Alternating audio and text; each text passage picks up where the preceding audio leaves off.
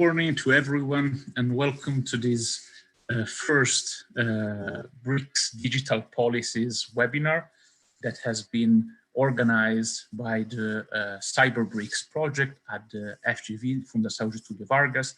Before we start, let me share with you the usual disclaimer.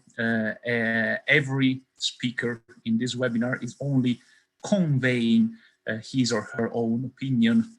It is not an official position of FGV, and of course everyone is participating, expressing his or her own informed consent about the recording of this webinar and then later the publication of the video. My name is Luca Belli. I'm professor of law at FGV Law School, and I'm also the coordinator of the CyberBRICS project. Together with our CyberBRICS research fellow today, we will explore some of the key new updates regarding digital policies in the BRICS area, so Brazil, Russia, India, China, and South Africa. We have with us Smriti Parsheera from India, Aaron Martin from Tilburg University, Wang from University of Hong Kong, Senka Hadzic from Research ICT Africa, Larissa from FGV, of course. Unfortunately, our Russian fellow, due to a last-minute impediment, could not participate, but we will be able to explore quite a wide array of issues today, so don't worry, you will not miss any special news about BRICS policies. Now, before we start, let me just share a couple of ideas about the project, what we do, and why we have started this research project about BRICS digital policies. On the CyberBRICS project, of course, you can find anything you want and you need to know about us on our website, cyberbrics.info, and also following us on Twitter on BRICS Cyber. The CyberBRICS project is led by FGV, but it has been conceived in partnership with key research institutions in the BRICS area, the Higher School of Economics in Moscow, the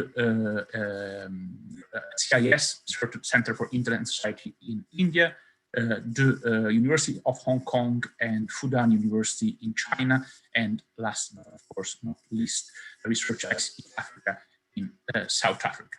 We have three main areas of research: cybersecurity, including data protection, the access policies and telecom policies of the BRICS area, which is our main research issue this year in 2020, and then the digitalization of public services and public administration in the BRICS area, which is going to be our main area of research next year. We developed three parallel pillars of action: research, of course, engagement with stakeholders, so we try to have a constant dialogue with the private sector, with academic community, of course, as we are all members of the academic community, but also with governments and civil society. And we try to map the policies that exist in order to distill good practices and then elaborate policy proposals. Being the CyberBRICS project, the first project in history that does these comparative studies of digital policies in the BRICS area, we have, you may imagine, a lot of work to do. And of course, we have decided to do this for a key reasons. There is almost 40% of the world population in the BRICS countries, and almost 40% of the internet population is in the BRICS countries. So of course, the policies that BRICS countries are elaborating with regard to digital policies are not only influencing almost half of the world that lives in the BRICS, but also all the rest that wants to communicate with them or use the technology that they create. Now, all the research that we elaborate is available in open access on our website, where you find a very vast array of publications. We are also going to release in a couple of months our first book, that is the result of last year research dedicated to cybersecurity regulations. We explored 5 main areas of cybersecurity: data protection, consumer protection, cybercrime, measures to maintain public order online, and cyber defense.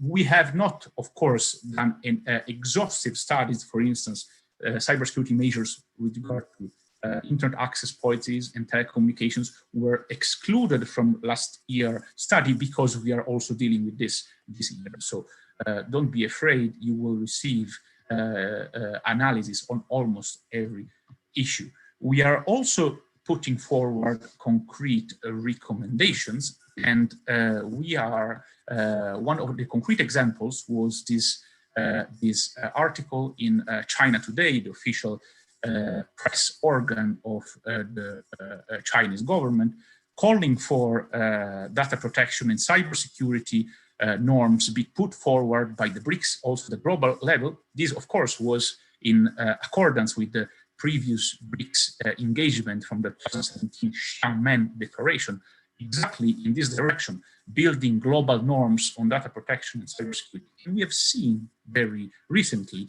China proposing a new initiative on global data security norms. Now, no one better than our CyberBRICS fellow Wang can start providing us some insight on this.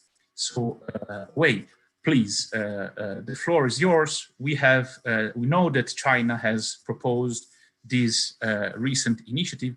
What's about this global data security initiative, and what could be the consequences? Thanks, Luca. So I will share with you the several slides. Sorry. All fine? Yes. Okay. Thank you, Luca. Yes. I would express my thanks to Luca for his invitation organization. I'm happy to know that there will be a further research plan for CyberBRICS Digital Policies. Kudos to you, Luca. So I was just told to bring some emerging topics and the news to the webinar. So I'm going to share with you some recent initiatives introduced by China. The first piece of news is about the global initiative on data security introduced by the Chinese Foreign Minister Wang at an international seminar in Beijing. The initiative aims at seizing digital opportunities for cooperation and development in the official narrative. It was also stressed to develop a set of international rules and data security and reflect the will and respect of the interest of all countries. China Foreign Minister spokesperson Zhao Lijian said at Tuesday's media briefing that the initiative aims to safeguard global data and supply chain security, promote the development of the digital economy, and provide a blueprint for the formulation of global rules. Basically, the Wall Street Journal reported that it was to urge countries to handle data security in a comprehensive, objective, and evidence-based manner, and respect other countries' sovereignty in how they handle data, in line with Beijing's version of cyber sovereignty. And in response to the Clean Network initiative rolled out by the United States government to exclude Chinese technology firms perceived as threatening national security. Since time's limited, I will just ignore the principles. So in line with the Data Security Initiative on September 7th, the Beijing administration just introduced 3 governmental policy documents about building a digital trade pilot zone and setting up an international big data exchange. The details on the ongoing pilot project on the secure management of cross-border data flows were reviewed by the Beijing Cyber and the Information Office. Basically, the Beijing version of big data exchange seems to be different from that of Guiyang, which deals with the domestic data flows. Beijing will permit the construction of a digital trade pilot zone, a big data exchange, and the regulations on cross-border data flows, and launch a package of policies around technological innovation. The Beijing International Big Data Exchange will integrate the data element resources, regulate data trading behavior, promote network sharing, efficient use of data elements, and guide the concentration of data elements to develop to advanced productivity to help Beijing's industrial upgrading and high quality economy. So that's the two pieces I want to share with you. So I look Excellent. forward to. Thank you very much, Wei. Thank you very much, Wei. We have seen that there is some concrete movement towards a global rule setting, and on the other hand, toward a concrete implementation of new initiatives on big data international exchange. Now, we have also seen that there has been some updates in the ongoing Cold War between the US and China, technological Cold War at least. With regard to the most outspoken quarrel we have witnessed over the past weeks, the TikTok quarrel, in an unexpected twist, only last week, the Chinese administration has updated its export control catalog, including also within the list of technologies that need a specific approval of the Chinese government, also the algorithms that platforms like and applications like TikTok run. So Aaron Martin, you are not only one of our CyberBRICS fellows, you're also a researcher at the Tilburg University and the lead of the DataJust project. Now, what is your analysis about this recent news from China? Thank you, Luca. First of all, it's a pleasure to be here, and thank you for the invitation. Yeah, as Wei pointed out, there's been this ongoing, you call it a Cold War, some call it the digital Cold War between China and the US. And there's been a lot of back and forth about sort of control over technology and infrastructure within the digital realm. So as many people know, TikTok is a Chinese company. It's owned by a Chinese internet firm called ByteDance. And ByteDance has been looking to sell the US operations of its TikTok subsidiary ever since the US government and the Trump administration in particular started proposing a ban on the service due to supposed national security concerns. And specifically, there are some worries about data sharing between TikTok and ByteDance and the Chinese government. Now, the prospective buyers for TikTok include a coalition between Microsoft, the US technology giant, and Walmart, which is somewhat odd. And another group of potential buyers is led by the US tech company Oracle. So that's the background. In late August, as Luca mentioned, the Chinese government updated its export control rules to cover a variety of technologies it deems sensitive. And this includes technology that sounds a lot like what TikTok does in terms of personalization through its recommendation engine. And specifically, the language in the export controls update focuses on personalized information recommendation services based on data analysis. So if in fact this covers TikTok's algorithm, it means that ByteDance would need to seek Chinese government approval before it could reach a deal with foreign buyers. Now, this could result in protracted discussions with Chinese authorities about what parts of the company are covered by the new rules. Now, as I mentioned, this rule change emerges as part of a broader, longer running overhaul of China's trade controls, which has been, it's been beefing up since the beginning of this trade war with the US. Now, Beijing's supposed assertion of authority in this case is, as Luca points out, unexpected. Some believe it's a signal of China's intention to dictate terms over a potential deal through though other experts say it remains unclear whether the Chinese government would go so far as to block the sale of TikTok. Most people believe there are other Chinese companies that are much more important from a sovereignty perspective, Huawei being one of them. Unlike the United States, China has a small and very rarely used set of export controls, which so far have been mostly deployed on rare earth metals found in consumer electronics like smartphones. Now, it's unclear how ByteDance could potentially sort of find a politically acceptable solution to sell off its US operations without sharing its code base. If Beijing blocks the sale of TikTok, it would force the US government to go through with banning the app and potentially incurring the wrath of its legions of users, billions and billions of users. Ordering companies like Apple and Google to take down TikTok and app stores globally could also prompt further anger against the Trump administration and even lawsuits, some say. For me, what's encouraging is this might be the moment when America's youth get smart to questions of digital policy and geopolitics. So this is something to watch. And in the next couple of weeks, we should know a bit more about how this is all developing. Thank you. Thank you very much, Aaron. And actually, there was also another, to conclude with China, there was also a very interesting announcement that was only shared a couple of days ago about, it also confirms China's yearning to reaffirm its global status. The Chinese government is currently piloting a digital yuan in several major cities, including Shenzhen, that is controlled by the Bank of China. It will be pegged one-to-one with the RMB.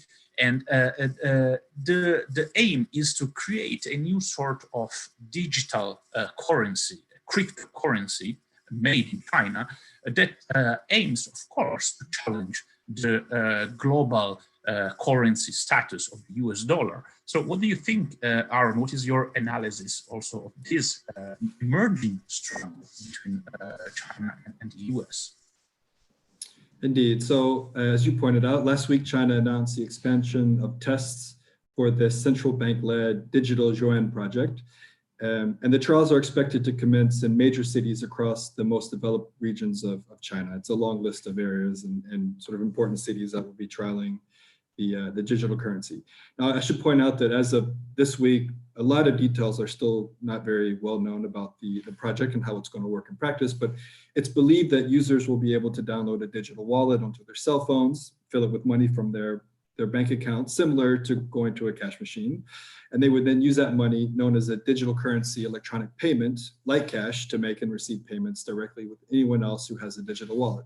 Now, I think there's some important things to point out about this project, because there's some misconceptions out there. It's not a cryptocurrency project, although sometimes it's inaccurately referred to as one.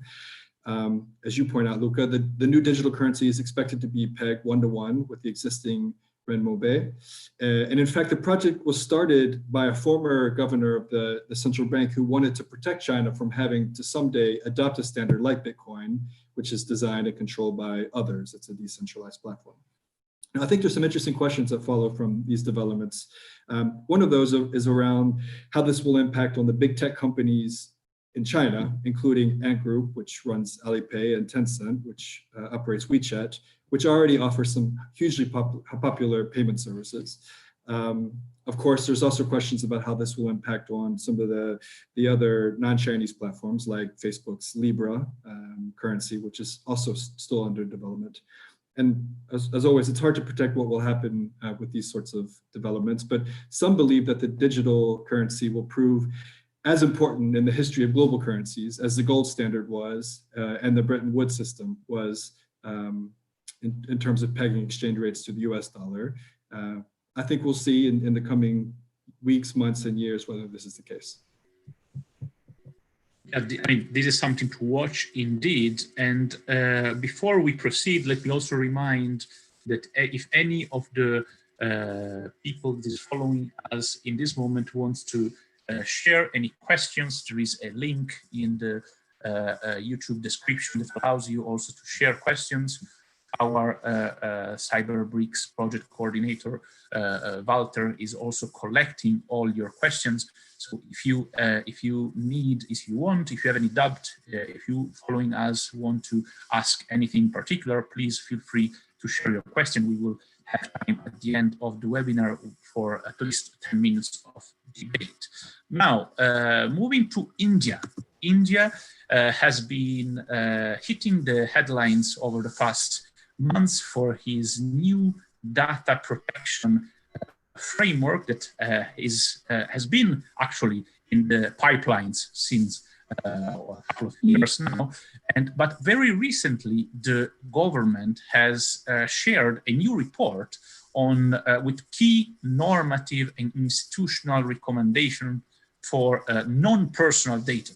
And this has also triggered a lot of critiques and reaction in the Indian observers.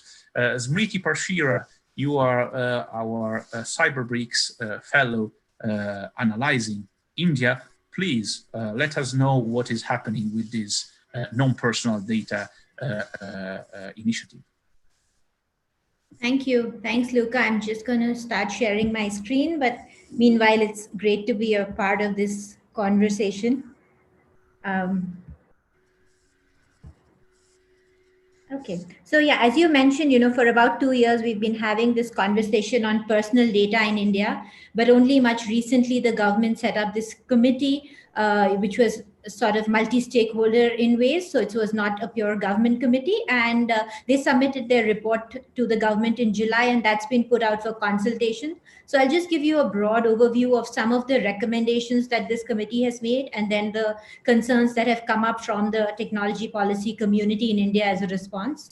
So broadly, what this committee is talking about, they're talking about the regulation of data, which is not personally identifier, so the non-personal part of the data. And they categorize this into 3 categories. They say one kind of data is public data, which is what is collected and generated by the government through public funds. The other is purely private data, which private entities collect. And the third category they introduce is something called community data. And they define the community as some group of people with shared and common interests, and data pertaining to them. All of us on this call in that sense are a sort of community, and data pertaining to this call then becomes a community data. And then they go on to talk about the different kind of stakeholders that they envisage in the system. So they talk about the data principal, which could be the individual, the corporate, or the community to whom the data pertains. There is a data custodian, which is similar to the, the data controller under the GDPR, so to speak, which is the person who makes decisions about how the data is to be processed. There is a data trustee. So the thinking is that, when we're talking about community data, very often these are individuals who are unconnected in ways and not able to, get together and exercise bargaining power. So someone has to act on their behalf and in their interest. And they say that this should be an institution in the form of a trust, and you need a trustee who will then act on behalf of the community. But what they also say is that very often it could just be the relevant ministry of the government which acts as this trustee. So if you're talking about data of a group of people in a certain area, it could be the municipality there which acts as the trustee and makes decisions on their behalf. So the, moving from the categorization, the kind of recommendations they make is one, they try to equate non-personal data to personal data in some senses and try to extend similar protection. So they talk about consent, which is of course a fundamental pillar in the privacy context. They talk about bringing that to the non-personal data context and saying that even when you're dealing with anonymized personal data such that it's not personal anymore, you need to take consent of the individuals in advance before collecting and processing that data. They say that, if you're collecting data above a certain threshold, you become a data business. And while these thresholds haven't been set, some obligations have been suggested, like an obligation that, if you're a data business, you will have to put out the records of all the metadata that you collect, which entities are you collecting data from, what does this data pertain to, so that third parties who want to utilize the data, whether the government or smaller businesses, then know that you have this data and they have a way to reach out to you through a regulatory mechanism that has been proposed. They talk about this kind of data sharing obligations where they're saying if it's private data, you still need to share all of this in the raw form. And if you're adding value and it becomes more and more processed data, there could be requirements to pay for it, but the raw data has to be shared freely. They talk about an architecture to implement all of this. So they talk about how the security of the data will function, the API access to get access to all of this data. And finally, they talk about a regulatory authority, a new agency, which is both the enabler of this ecosystem and is the enforcement agency for this ecosystem.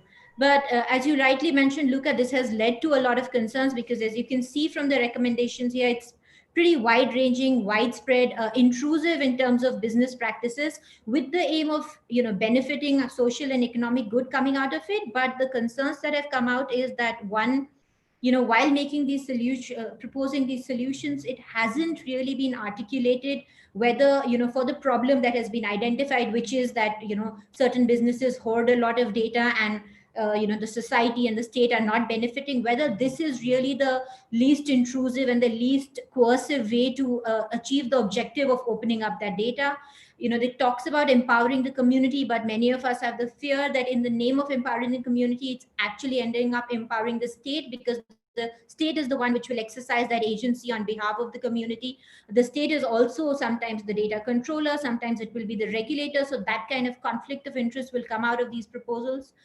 There's an issue with that, the fact that many of the concepts are being borrowed from the personal data context, but may not be as equally or, reasonably applicable in this context. For instance, if you say you must always act in the best interest of the principal, may or may not work in a non-personal data sort of context, or you may stop innovation and competition by extending some of these obligations without too much thought.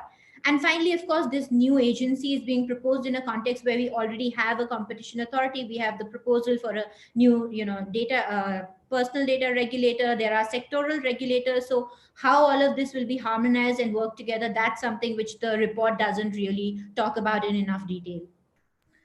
Thank you very much, Smriti. And actually, another piece of news that was quite discussed lately in India was the Node consultation, this national open digital ecosystem consultation. We know that India has been promoting a lot the creation, establishment of a solid national digital ecosystem, even with some digital sovereignty flavors. So what is this consultation about, and how is this being organized? Right, sure. So I'll proceed to discuss that, and this is a broad framework of what this paper, the consultation paper, which was put out, the process has now closed, and they're in the process of reviewing the contributions that have been made. But really what the Node strategy paper is talking about is building what they call government tech 3.0. So they say there's been a transition in the role of the government in the digital ecosystem. This is, say, in the first stage of this, process, the focus was on automation. So it was about specific processes, and it was about how do you digitize certain records. So it was a very focused intervention. The next, stage in the life cycle of this was about building ecosystems, where you're talking about end-to-end digitization, creating government portals, e-governance, etc. And what this paper is saying is now we're in the phase of creating ecosystems.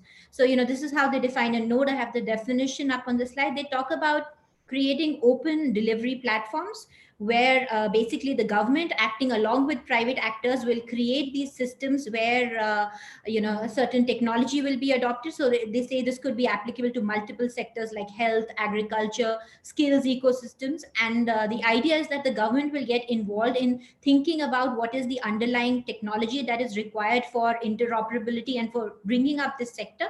Then there will be a layer of governance mechanisms, which will be, what sort of institutional structure do you need? What kind of data security that you need? Because this whole framework is about, leveraging data and using it for service delivery through multiple actors. And then finally, that idea of multiple actors leads to, a community coming up where they talk about end users, but also at the provider end, the state is involved, and there could be a bunch of, a lot of private actors who will act along with the state, both in developing the technology as well as in final rollout and in, business delivery. But like in case of the nodes ecosystem, there have been, a couple of concerns which have come up around this framework. And I'll briefly touch on some of the key points which my colleagues have talked about and others in the tech ecosystem here in India have been talking about. So the first issue, of course, is that, when you try to propose a solution which is overarching in this way, it can somehow blur the boundaries and requirements of specific sectors. So, as we know, each sector has its own issues and market failures and the need for state involvement. And sometimes involvement by the state could really make things worse. So this kind of an overarching framework could potentially be problematic in that sense. The other idea is that when you have this kind of centralization of the governance model, you create a system where, while you may spur, innovation in the short run, but in the long run, you will not be able to have competing systems because the government has put its firepower behind one particular model and one particular ecosystem. So the chances of a competing ecosystem coming and doing the same thing in health or, skills development is unlikely that it will happen. This question of openness, because the nodes, the O in the nodes is about openness, but they sort of mix up concepts of openness here. So, there is, precedent in India. There are policies about free and open software, about how, open systems need to be developed, but that's somehow not being reflected here. And when they talk about openness, it's one, they refer to open APIs, and they refer to openness in the sense that multiple players can participate in this system, which is really a little different from how a lot of other players in this system think about openness in such systems. Next, as you know, we are still in the process of developing a data protection law. So for all of this to proceed, that becomes really worrying, because you're talking about state intervention in a lot of data being collected and analyzed and used by third parties without the benefit of that legal protection. And similarly, constitutional issues like, can there be arbitrariness in terms of who the states engage with? When they engage with private actors in developing this tech, there could be concerns about, how did they choose particular actors? Did someone get excluded, both in participating as a developer of the ecosystem and as an end user also? There are these concerns of exclusion. So, I mean, these are all, proposals that people have put in, and we're waiting to see how the strategy goes from here. And actually, this interest of the Indian government for GovTech and this idea of developing a strategy for digitalization of public administrations is, of course, extremely important for our project and for our upcoming analysis precisely on the digitalization of public administration.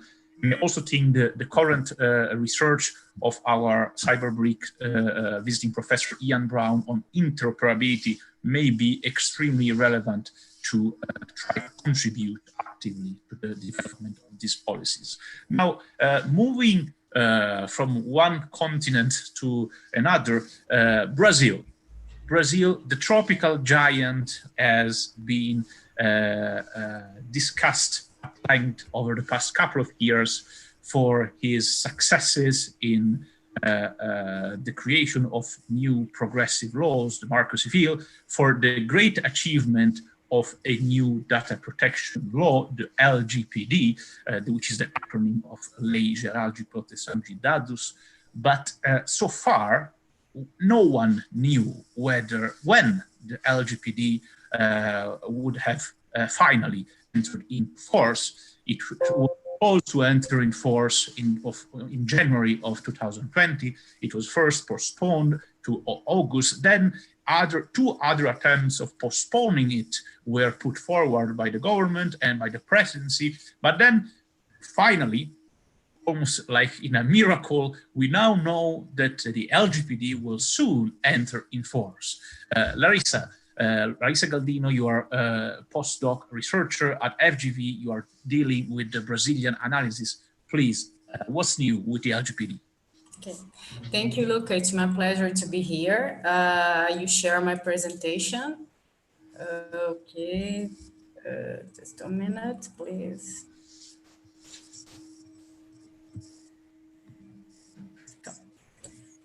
Okay. Today I talk about the presentation discussion on changes regarding the validate the general data protection law, as Lucas say. And as you can see, the last 20 years, you running for building the good regulations about data protection law. And now you expansion the create of the authority and challenge for city. You have a lot of talents for citizens and business. And this scenario, there is also have the proposal for fake news bills to create the new law. But you have a lot of problems related about the freedom, expression, and privacy in Brazil. So about the data protection law, as you can see, the general data protection law usually governs the curation of the sensitive data from the collection and process of data, and you have the impact in campaigns and citizens and the public sector. And with the law, all these actors, you have the new rights and duties, and you have to organize a new practice to deal with data. So the General Data Protection Law, now you have expected for the National Data Protection Authority, it's expected to monitor the compliance with the rules. However, the body has not been actively created by the executive until now, because the executive issued a decree with the structure of the authority, but is still naming its advisors, and this is result like only on paper. So this exercise of the law depends on the clarify the definition of the composition of the authority and the link between the presidents of the Republic. It's appear the independence of the authority may be limited. In addition, maybe you have the lake of the authority leads to legal process as the payment and the law you valid only in the next August, like Luca said. So what's the meaning? What's the direct impacts of the situation right now? First, it's not clear for campaigns and the business, the rules about data protection officer, because the campaigns need to clarify some points and questions about care of internal data for employees, for example, and the external data when the campaigns, when the process of the personal data, it's part of the performance of the business. Is the second impact for me, too much important of the law and the Personal Data Protection Authority, it's on the citizen. It's because it's the challenge to create the data protection culture in Brazil. The citizens need to know how to protect their records, report abuse, and organize the competence bodies. All the scenario, you have the impact too, and the fake news of bill. You need to consider is because now you have the proposal, but the proposal has the problems too. And again, it's very important to clarify the composition of the fake news of bill. In this approach, because this approach just focuses on the ability of digital media to facilitate the circulation of the contents.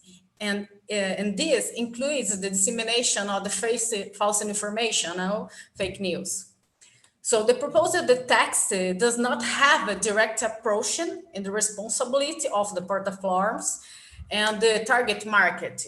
I want to remember the market is related to fake news or false information when the personal data collected can facilitate the mechanism for distribution misleading messages. For example, the Supreme Court, Electoral Court in Brazil have a resolution about the contracts with the market campaigns for elections. It's necessary the user personal data must be complying with the law's criteria. Sorry, I just forget. Okay, about the fake news. Just remember the important points right now for us for thinking about the fake news proposal. Okay. For all the reason I say it's important to the data authority to monitor data protection for users in Brazil, especially right now for electoral is evident it.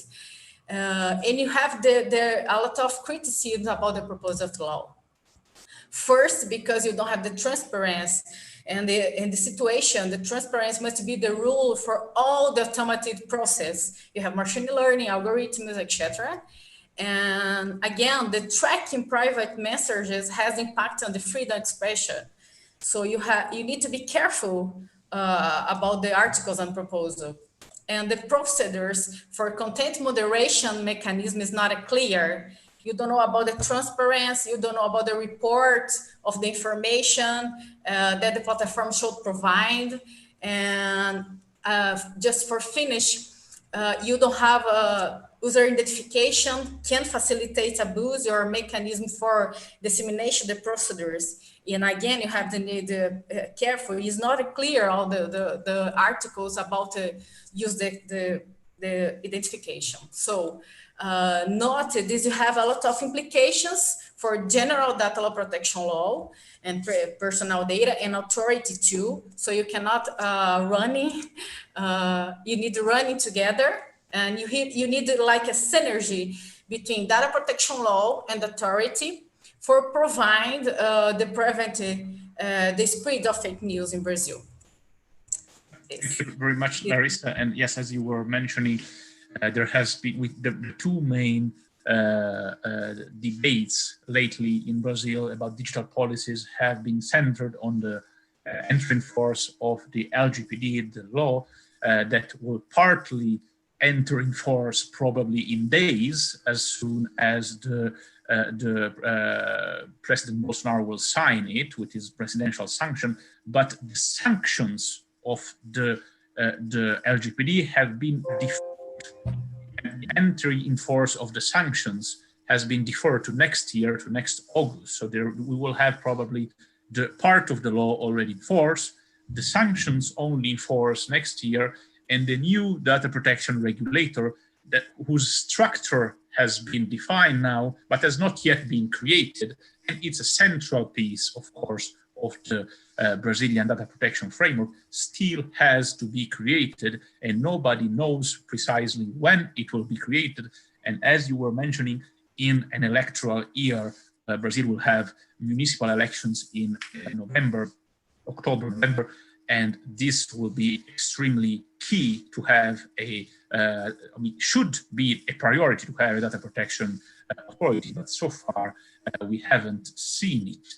Of course, these will also have an impact with the fake news bill that you were mentioning, that also has divided a lot, both academics and civil society, as regards the need to reformulate or not the current text of the bill.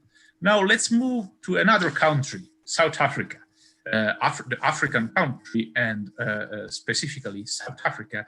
Senka, Hadzic, you are not only researcher at Research ICT Africa, but also our CyberBRICS fellow that has the responsibility to analyze South African digital policies. We know that very recently ICASA, the independent telecoms regulator of South Africa, has postponed a much awaited spectrum auctions, also due to the current pandemic context. So what is happening with this spectrum auction that was already planned for next year, right? For this year, right? Thanks, Luca, for the introduction and for organizing this seminar.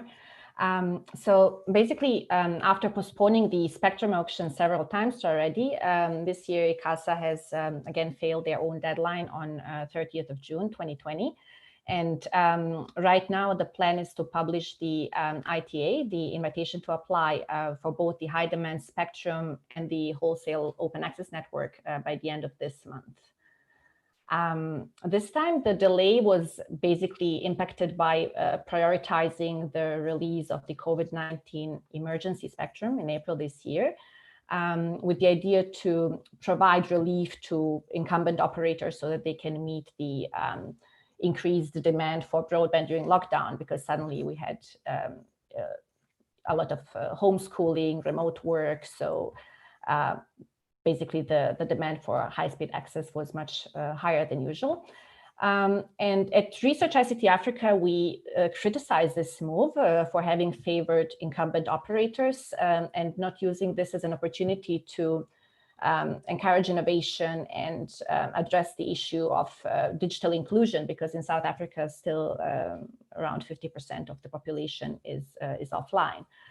And in fact, one of the dominant players who got the emergency spectrum turned this allocation to launch 5G services. And obviously this happened in major metropolitan areas. So who will benefit from it are essentially their most affluent customers, and not those who we are like trying to bring online.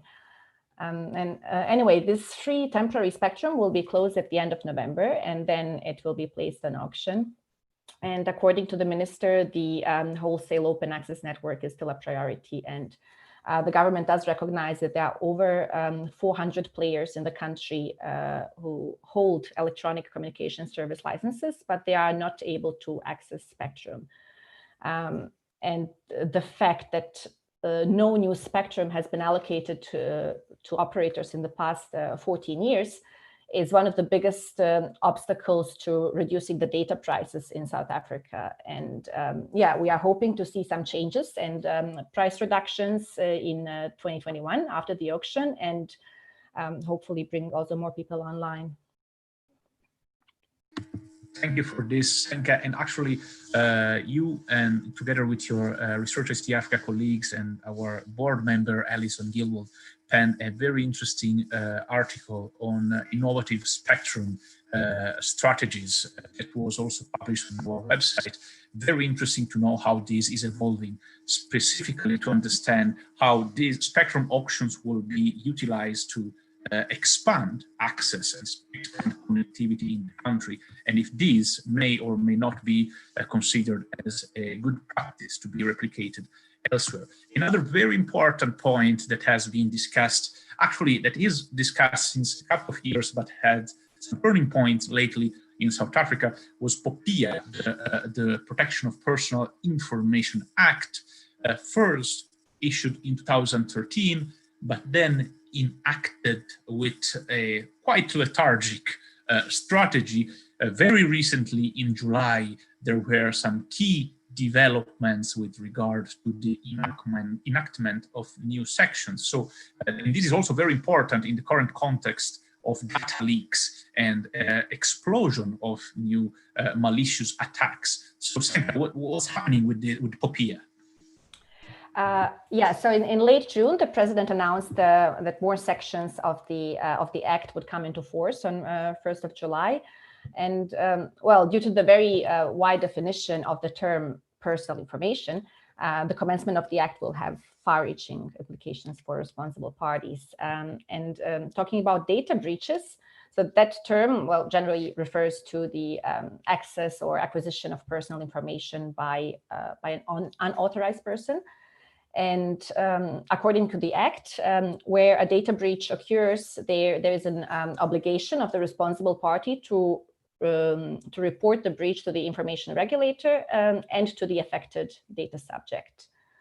And yes, lately there have been quite a few data breaches in South Africa, and a major one happened in August last month, when the South African branch of the Consumer Credit Reporting Agency, Experian, disclosed a data breach which has compromised personal information of 24 million South Africans. And this number was not even disclosed by Experian itself. It was reported by the South African Banking Risk Center, which is a anti-fraud and banking nonprofit organization. And following this incident, Experian South Africa stated that the authorities, including the information regulator and other major stakeholders, were notified. However, the information regulator then issued a media statement saying that Experian has not informed them whether or not it has notified the affected data subjects of this security compromise, and that they also have not fully complied with the notification requirements. So the regulator would have to follow up in this regard, because the Act clearly states that notifications must be made as soon as reasonably possible after the discovery of a compromise. However, the information regulator only received the report from Experian 3 weeks later. And this is one of the 4 major data breaches in South Africa this year, and only in the last 4 months, the regulator has recorded 25 data breaches, out of which 19 were self-reported. So yes, it's increasingly becoming a serious issue. And actually, what we are witnessing in all BRICS countries, and also probably due to the COVID-19 pandemic as an accelerator of the already ongoing tendencies, is really a concrete move towards digitalization, but also the need to cope with increased threats, a very unstable international context with struggle between states, and even sometimes concrete frictions between BRICS states themselves. The last point that we want to discuss today before opening for debate was, of course, the elaboration of a new digital society plan in Russia. Unfortunately, we do not have our CyberBRICS fellow from Russia, Anya Orlova, able to join us today. But what is very interesting to analyze from Russia is also the will, the concrete will to implement this digital society program that aims at expanding the use of artificial intelligence and the use of robotics, and implement it concretely at large scale within the Russian Federation from 2020 to 2024. So these 4 years of already implementation of artificial intelligence solution, robotic solution, concrete move toward automation, digitalization, what some observer may call the 4th industrial revolution, a term that is often used and abused. So before we start to see also in the BRICS countries what has been the concrete impact of COVID-19, the current pandemics on digitalization, what have been the initiatives and if impacts that we have witnessed, I would just like to see if there is any question for our from the people that is following us.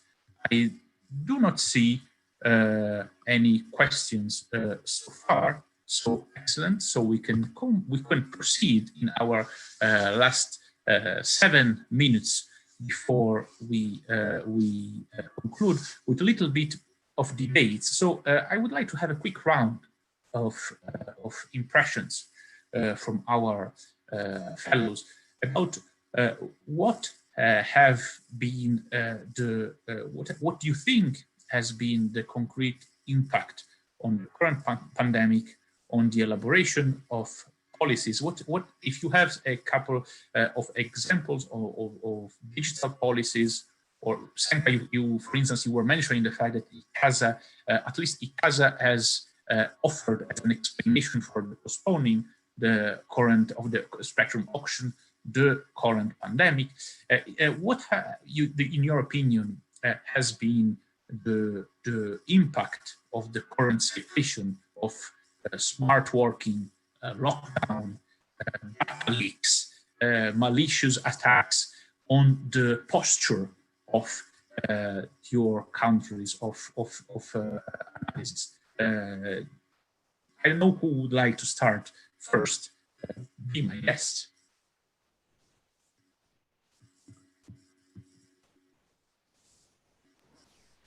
Should I go first? Yes, please, go, Smriti. Okay, so I mean, in terms of the developments in India, of course, as you said, everything has moved digital and moved online rapidly without much expectation and preparedness. And what it has done, similar to South Africa, is highlighted the digital divide. And one of the current issues which has been talked about is about exams going online, so a lot of competitive exams where students have been preparing for a couple of years, which was meant to happen on paper or happen in particular centers, have now suddenly, without much preparation, decided that they're going to go online. And that's thrown up these huge issues about, the kind of devices people have, the connectivity to, sustain for 2-3 hours in that, the fixed bandwidth speed that you require for online proctoring to ensure people are not cheating. So that's really, of course, classes going online has thrown up these long-term kind of issues, but the exam has been something which is really highlighted and come to the fore in the past few weeks particularly. Indeed, I mean, you strike a very good chord, which is the fact that this transition from offline to online life has happened suddenly with really very little preparation, and it doesn't seem that, at least with a few exceptions, it doesn't seem that there is a strong strategy regarding how to cope with it, especially in the short term, as we still witness the ramping pandemic. Who wants to go next? I will make a brief comment. So I'll use this opportunity to shamelessly plug a book that we just published on data justice and COVID-19. It includes over 30 essays on the impact of the pandemic in terms of governance and technology across a number of different countries. We have contributions from Brazil, China, Wang was involved in that, and South Africa. Colleagues of Senka wrote from the South African perspective. And we cover a lot of ground. So for those who are interested, it's open access. We're looking to expand the collection to do a second series of essays. And hopefully we'll have contributions from Russia and India in that second wave. So please download the book and send us your feedback. Yeah, of course, you also find it, if you look for it on our CyberBRICS website, you can download it. And I will also take advantage to shamelessly advertise an upcoming booklet on the value of internet openness in times of crisis, that will consolidate some of the publications that have already been published, some of the essays that have already been published by our fellows, some publications by Smriti, Senka, and also some new publications that will also be presented at the upcoming online IGF in November. Now, if everyone else wants to shamelessly advertise publications or provide insight on the impact of the pandemic, we still have really 2 minutes, and then we can close our first webinar. Okay, hey Luca. I want to highlight some very important point in Brazil. It's about socio-digital inequalities. I think it's the most, you highlight more right now because you don't have governance of data for everyone. And I have some questions about the fake news of bill, because the fake news of bill requires the sublimation of the 2 documents to obtain a prepaid cell phone number. And this definitely forces and burdens the citizens to regularize documents. And just remind me about the case of the Latino immigrants in the USA and the process to requesting documents and social insecurity, where the fear of the surveillance increases the social inclusion. And maybe if you don't resolve this in Brazil, you'll go for the same away. It's my point. Yeah, sure. I mean, what seems to be extremely evident, especially in developing countries, pardon me if I use this not very political, maybe expression, is exactly the fact that the pandemics has increased, has made very deep the already existing divides, social, economical divides, including digital divides, where a lot of people that simply do not have access to the internet are simply cut off life, social life or working opportunities. And even as you were rightly pointing out, and you have also authored a very interesting article on analyzing the case of Sao Paulo, where the municipality plans policies trying to utilize data. When you cannot collect data on specific populations of on specific areas, it simply means that those populations, those areas will be cut out of the planning. So this exactly exacerbates enormously the divide we already witness, especially in Latin America, but of course also in other developing countries. Do we have any final remarks before we conclude?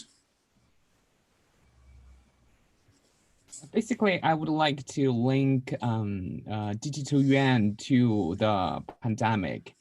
In my opinion, I think digital yuan is a link to the strategy of fintech industry in China. And basically in the pandemic, if you pay for bills with paper money, it's a little bit possible for you to spread the virus. But for now, the mobile payments were something that the digital payment system will just probably help to go through this kind of hardship. So yes, very. Yeah, I mean, indeed, I mean, the fact that the digital yuan has been also put forward as a solution to limit physical contact and go digital. Of course, one has to consider also that all digital payments may be tracked much easier in a much easier way, and so it adds a layer of complexity to the payments organization, which is also transforming payments into a easily trackable activity. And of course, how this will evolve is exactly will be defined in the final design of the digital yuan. We will probably see by the end of the year. Now has been is being piloted in various cities. There is no yet a final design for it, but it will be indeed extremely interesting to see how this will evolve, and also if this will be utilized out of China, out of the Chinese border. Now, I would like to thank everyone for your attention and for your excellent contributions. This has been an incredibly interesting experience, our first BRICS Digital Policies webinar. We will organize many more. We will also stay tuned because we will soon release also our BRICS Digital Policy Observatory. We are reaching the 10th issue of the BRICS Observatory. So next week we will have a special issue dedicated to digital policies and COVID-19 in the BRICS countries. Of course, not only about this, but the lion's share of the upcoming bulletin will be dedicated to the interaction between COVID-19 and digital policies. Thank you very much to everyone for your attention, and we will see you at the next BRICS Digital Policy webinar. Thank you, Luca. Thank you, everyone. Have a nice day. Thanks.